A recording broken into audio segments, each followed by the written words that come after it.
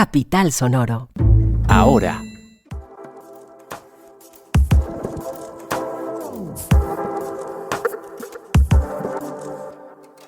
Más de 80.000 pasajeros afectados por retrasos en el aeropuerto El Dorado de Bogotá en la última semana. ¿Qué está pasando?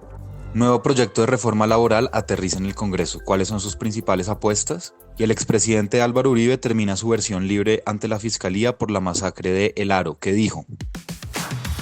Ahora, un podcast.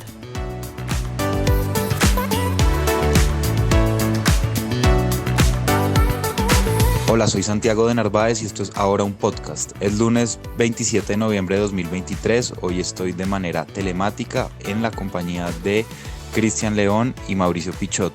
Hola Cristian, hola Mauricio, ¿qué más? Hola, muchas gracias por la invitación y con gusto de estar aquí en Ahora un podcast. Buenas tardes, Santiago. Un saludo muy cordial a usted, a Cristian y a toda la audiencia que nos acompaña a esta hora. Empecemos con usted, Cristian, porque sigue la congestión en el aeropuerto El Dorado, que le ha significado a los pasajeros perder sus vuelos y muchos retrasos en los últimos días. Las cifras hablan de más de 80.000 pasajeros afectados. ¿Qué está pasando? Efectivamente, y esa es la cifra que alarman. 80.000 pasajeros afectados en El Dorado de Bogotá, que es la terminal aérea más importante del país y de hecho la de mostrar muchas veces.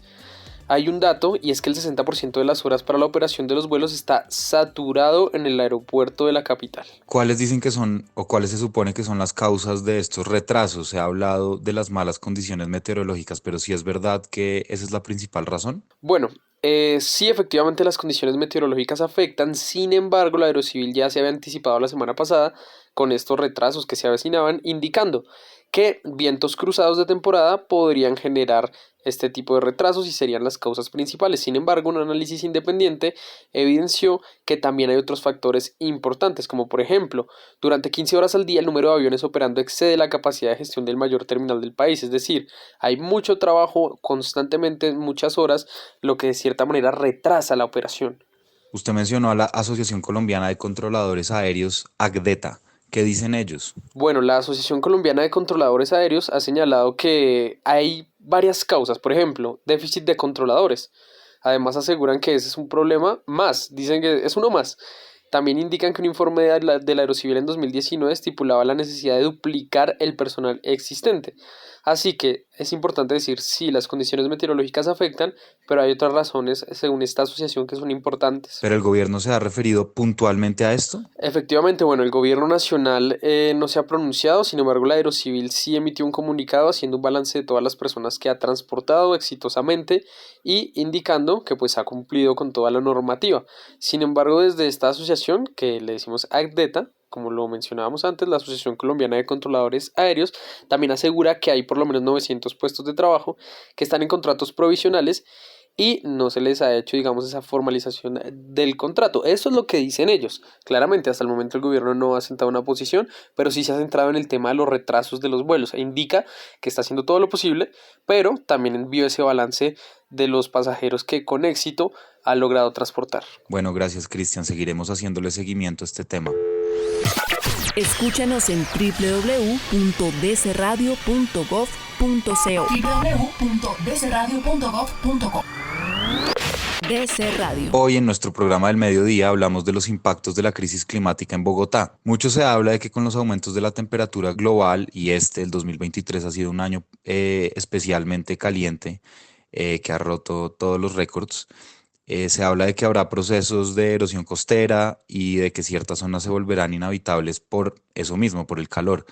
Ese no es el caso de Bogotá y sin embargo la capital del país sí tendrá que enfrentar otros impactos de la crisis climática, como por ejemplo se verá afectada su disponibilidad de agua. En ciertas zonas de la ciudad también aumentará la lluvia de manera considerable, mientras en otras zonas, sobre todo la zona oriental más pegada a los cerros, las lluvias disminuirán. El tema, por ejemplo, de la soberanía alimentaria también se verá afectado. De eso hablamos en el programa de hoy y analizamos distintos datos, por ejemplo Bogotá aporta el 5,37% de emisiones de gases de efecto invernadero del país. ¿Por qué? Bueno, en el programa damos claves y pistas para entender esta cifra y otras más, por supuesto. Si se perdió la emisión, búsquela en el programa en YouTube como Impactos de la Crisis Climática en Bogotá. Mañana haremos un seguimiento al tema de la Bogotá región, ¿Por qué hasta ahora solo se han sumado el distrito de Bogotá y la gobernación de Cundinamarca a esa entidad? ¿Qué pasa con los demás municipios? Bueno, de eso hablaremos, no se lo pierdan. Mamá, papá, a veces quiero hablarte, pero no sé cómo abordarte. Sé que tú lo has notado, sabes que algo me pasa. Quizás me están molestando en el colegio o soy yo el que está aprovechándose de alguien. Para mí es importante que hables y a veces solo me escuches así no estés de acuerdo. Porque muchas veces el bullying lo podemos detener si lo hablamos. Amix, date cuenta, eso también es bullying. Digamos no más bullying en Eureka, tu canal. Seguimos con usted, Mauricio, porque hay una nueva ponencia de la reforma laboral. Pongamos en contexto a la audiencia, ¿qué pasó con la pasada ponencia y cuáles son los principales ejes de esta nueva? Sí, en efecto, de una manera muy discreta, este pasado viernes el Gobierno Nacional radicó ante el Congreso de la República una nueva reforma laboral que busca, entre otros puntos, y de acuerdo con la información que ha circulado hasta ahora por parte del Gobierno Nacional, darle dignidad al trabajo de los colombianos. Pichot, ¿cómo están las fuerzas en el Congreso de cara a la aprobación de esta reforma? En principio ha contado con la firma, con el apoyo de 3 congresistas, María Fernanda Carrascal, el doctor Alfredo Mondragón, por parte del Pacto Histórico, y Germán Gómez por parte del Partido Comunes. Ha trascendido información también en el sentido de que se busca por parte del gobierno bajar a 42 horas al menos las horas laborales de los colombianos en la semana y que también los recargos dominicales y por días festivos sean pagados de manera como se pagaban antes de la reforma laboral que se hizo a finales de los años 90. Dice también la iniciativa del Gobierno de la República que se busca que las horas extras vayan desde las 7 de la noche y no desde las 10, como está planteado en estos momentos, lo que le roba algunos pesos extras al salario de los colombianos. Es por el momento la información que se tiene en relación con ese proyecto que ha sido presentado por parte del gobierno al Congreso de la República.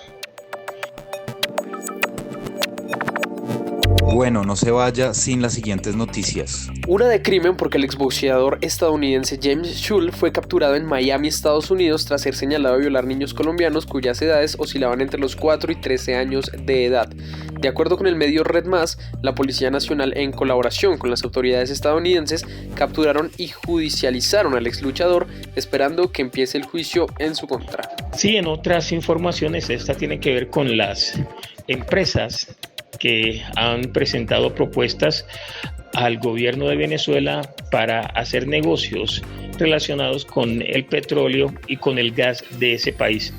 Todo esto ocurre después de la decisión tomada por el gobierno de los Estados Unidos de levantar las sanciones que pesaban contra la administración del presidente de Venezuela, Nicolás Maduro, al que el gobierno de Estados Unidos considera de tomar acciones antidemocráticas en contra de la población civil de Venezuela.